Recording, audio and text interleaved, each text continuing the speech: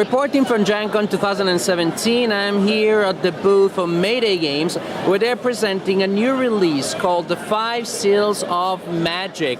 As you can see, the game looks quite pretty when it is set up, and here Kate of Mayday Games has agreed to tell us a little bit about the game. Thank you, Kate. Hi, welcome. I'm excited to be here at my first Gen Con introducing our game 5 Seals of Magic. As you mentioned, this is our Gen Con release. This is a dice rolling game. The premise is that you are the magical figurehead of your area of the kingdom, the shaman of the north, the seer of the west, the witch of the east, and you are all coming together to prove your magical prowess in order to get elected the new Archmage. In order to do that, you'll need to break magical seals, pick up magical scrolls, and then enact the spells on those scrolls to manipulate dice to your advantage in order to gain more and more, and in the end come out ahead on victory points. Would you like to see how it's played? That'd be great. Okay. Best thing about this game I want to point out so far, well, second best, is the board itself. It's modular, it's adaptable for the number of players. Let's say you have 3, you put it together like this, and you have a little smaller board. Someone just asked me how it played with 2 players. Excellent, because the board knocks down to exactly what you need. Layout's going to be a little different for every game. The board indicates the strength of the seals and the scrolls to be placed on each position, but not the color. So you're going to have a different layout every single game. These are all left over. You're going to have that much variety every game. The goal is to pick up scrolls. That's the main point. Those are your victory points. So let's say I want to work toward this change of fire scroll.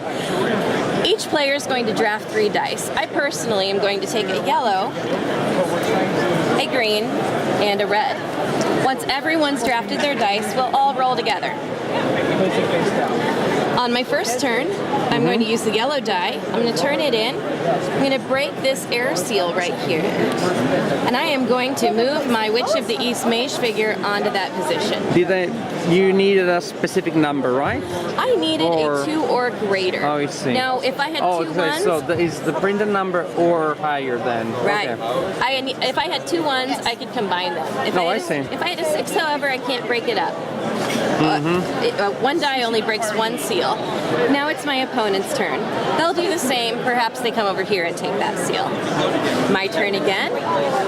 I'll break this seal, a green 2, using my green 6. I turn in the die. I take the seal. It's not worth victory points. I set it aside. And I move my mage figure onto it. Now my friend goes. Now me. Look at that. I'm ready to break a seal on a scroll. I'll use my red die to break this seal on the change of fire scroll. Place that, take this, move on to position, and now I have a special ability, a magic spell. With this change of fire scroll, I can exchange any number of red dice for any number, that equivalent number of different dice, keeping the face of the die the same. I'll place that in front of me. It's good once per round. We'll move through the game, collecting scrolls, manipulating dice, eventually working our way up to the stronger ones, such as this 6 strength synergy scroll. At the end of each round, we'll check the number of synergy scrolls left. When we're down to 4 or less, game's over. Count up the victory points and declare the new Archmage. How long does it take usually?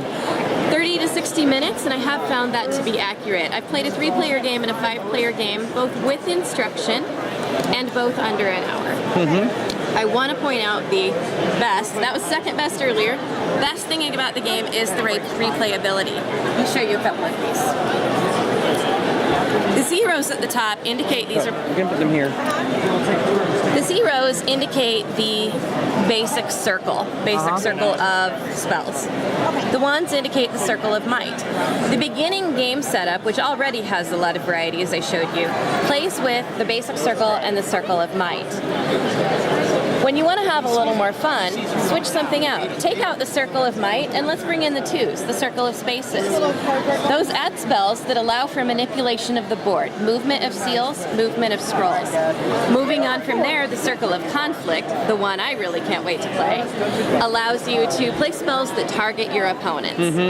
The circle of movement allows for more movement strategy, and to me the movement strategy is the fun part. I didn't have a chance to get into it, but each mage figure is accompanied accompanied by an animal familiar. Let's say you're sitting right here and you can't break that seal, but you have one more turn and you're required to break the seal if you can.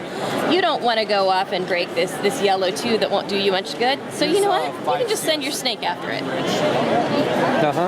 So, like I say, I love the board, but the best thing about this game is the replayability. This is one that's going to stay in my game bag every Saturday when I go see my friends, and I think we'll be playing it over and over with a different game every time. Excellent. This is 5 Seals of Magic. Could you hold it? I can. Thank you. 5 Seals of Magic by Mayday Games. It is available here at Gen Con 2017. When will it be available for the general population, the common mortals that cannot make it to Gen Con?